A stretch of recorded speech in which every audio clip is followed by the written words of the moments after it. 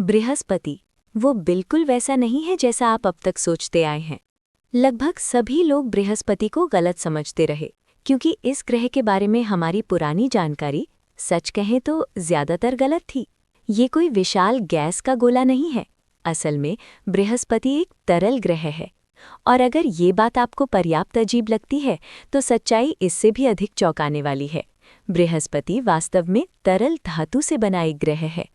उन प्रतीकात्मक बादलों के नीचे जो बृहस्पति की पहचान बन चुके हैं, हमारे सौरमंडल के सबसे गहरे रहस्यों में से एक छिपा हुआ है। तो आइए हम इस कहानी की गहराई में उतरते हैं। बृहस्पति की पहली क्लोजअप तस्वीर 1974 में नासा के पायनियर 11 अंतरिक्ष यान ने खींची थी। और ये है बृहस्पति का पहला मूविंग फुटेज, एक टाइम लैप्स अनुक्रम जिसे वॉयेजर 1 ने 1979 में ग्रह के पास पहुंचते समय रिकॉर्ड किया था। समस्या ये थी कि देखने में ये दृश्य भले ही अद्भुत थे, लेकिन इनसे हमें इस विशाल दानव की असली प्रकृति के बारे में कोई ठोस उत्तर नहीं मिला, बल्कि इन्होंने हमारे सवाल और बढ़ा दिए। ये ग्रह आखिर किस चीज़ से बना है और ये इतना विशाल क्यों है? बृहस्पति का वास्तविक आकार मनुष्य की कल्पना से भी परे है। ये न सिर्फ बेहद विशाल है, बल्कि ये हमारे पूरे सौरमंडल के बाकी सभी ग्रहों के कुल द्रव्यमान से भी ज्यादा भारी है। ये इतना विशाल है कि इसके भीतर 1000 पृथ्वियां समा सकती हैं। कल्पना आसान करने के लिए, अगर पृथ्वी एक छोटी अंगूर जैसी होती तो बृहस्पति एक पूरा बास्केटबॉल होता। सौरमंडल के निर्माण का प्रसिद्ध सिद्धांत कहता है कि सब कुछ एक विशाल चक्राकार बादल से शुरू हुआ। पत्थर, धातु, गैस, धूल, जो नवजात सूर्य के चारों ओर घूम रहा था। लाखों वर्षों तक ये कण एक दूसरे से टकराते रहे और बड़े बड़े ठोस खंड बनाते गए। जब ये खंड पर्याप्त बड़े हो गए तो गुरुत्वाकर्षण ने नियंत्रण संभाल लिया और अधिक सामग्री को अपनी ओर खींचना शुरू कर दिया। इस प्रक्रिया के अनुसार बृहस्पति तब बना जब इन ठोस खंडों में से एक इतना बड़ा हो गया कि उसने प्रारंभिक गैस डिस्क की विशाल मात्रा को आकर्षित करना शुरू कर दिया, और अरबों वर्षों में गैस का ये संचय उसे आज का बृहस्पति बना गया। अगर ये सिद्धांत सही होता तो बृहस्पति के भीतर एक विशाल, अत्यंत घना, पत्थर और धातु से बना ठोस कोर होना चाहिए था। लेकिन एक दूसरा, थोड़ा रोचक लेकिन अजीब सिद्धांत भी था। उसके अनुसार बृहस्पति एक स्वतंत्र विशाल गैसीय बादल था जो प्रारंभिक सौरमंडल के बाहर मौजूद था। समय के साथ वो बादल अपने ही गुरुत्वाकर्षण से ढह गया और एक घने गैसीय गोले में बदल गया, बिल्कुल उसी तरह जैसे तारे जन्म लेते हैं। बस फर्क ये कि तारों के लिए बादल को बहुत अधिक विशाल होना पड़ता है। इस परिदृश्य में बृहस्पति का कोई ठोस कोर नहीं होता और वो सिर्फ गैस की परतों से बना एक विशाल गोला होता, मानो किसी बहुस्तरीय केक की तरह। पहला सिद्धांत सुनने में तर्कसंगत लगता था, लेकिन अंत में वो गलत साबित हुआ। बृहस्पति को समझने में पहला बड़ा मोड़ 1990 के दशक के बीच आया, एक बेहद अप्रत्याशित घटना की वजह से। जुलाई 1995 में एक धूमकेतु बृहस्पति से जा टकराया। ये घटना अत्यंत दुर्लभ है, लगभग हर 6000 वर्षों में एक बार होती है, और संयोग से हम इसे पृथ्वी से देख पाए।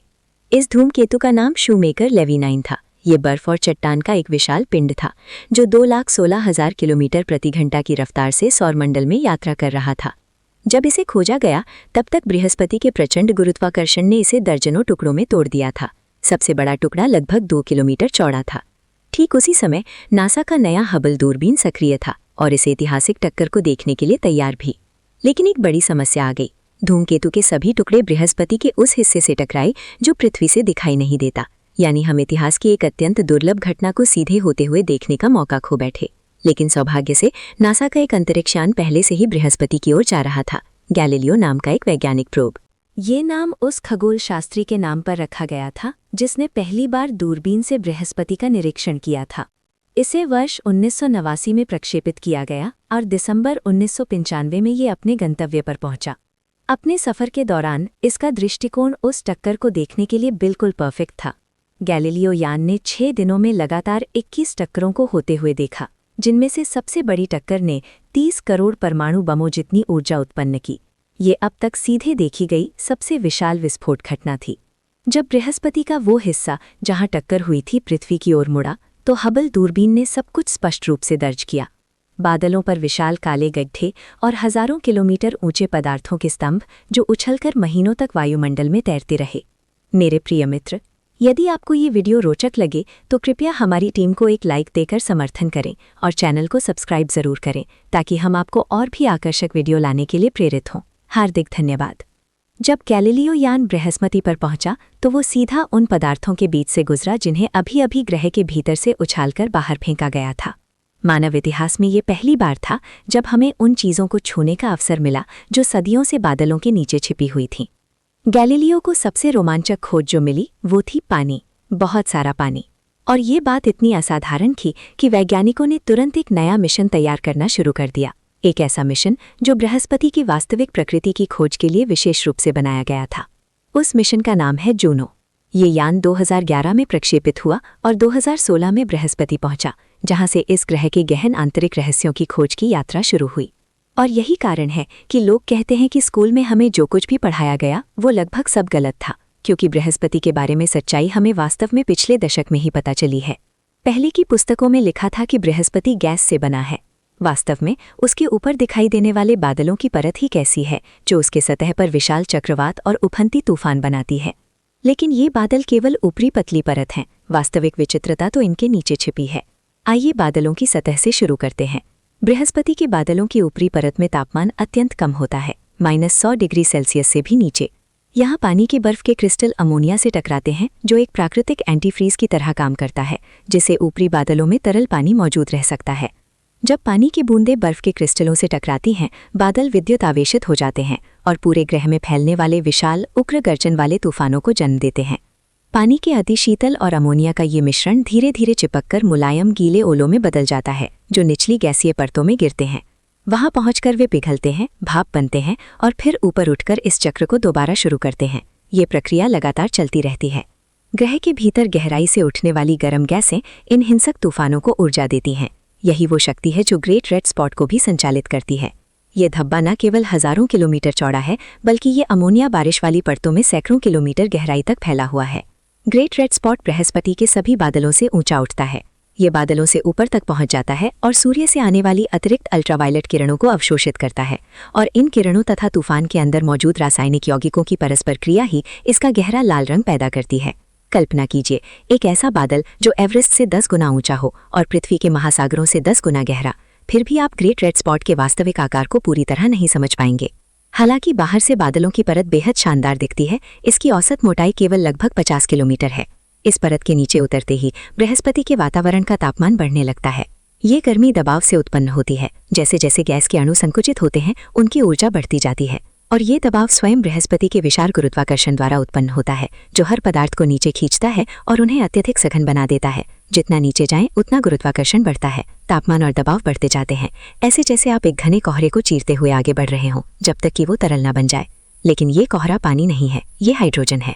हाइड्रोजन ब्रह्मांड का सबसे हल्का तत्व है। बृहस्पति जैसे अत्यधिक गुरुत्वाकर्षण वाले वातावरण में केवल हाइड्रोजन ही ऊपरी परतों में तैर सकता है। भारी तत्व तो नीचे खींच लिए जाते हैं।